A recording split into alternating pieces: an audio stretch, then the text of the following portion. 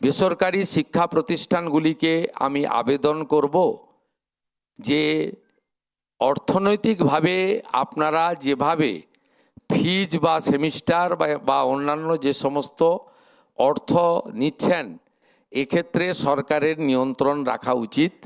আপনারাও এখন থেকে ভাবতে শুরু করুন, এমন কোনো কাজ করবেন না যাতে সরকার বিব্রত হয়, কোনো সাধারণ বাড়ির ছেলেমেয়েরা তারা অসুবিধার মধ্যে পড়ে, এটা করবেন না। দ্বিতীয়ত, বেসরকারি শিক্ষা প্রতিষ্ঠানগুলিতে ভর্তি খুব সহজ, মূল্যায়ন এবং কৃতকার্য হওয়া আরও বেশি সহজ। দয়া করে মূল্যায়নের ক্ষেত্রে একটু সঠিক যত্নবান হন।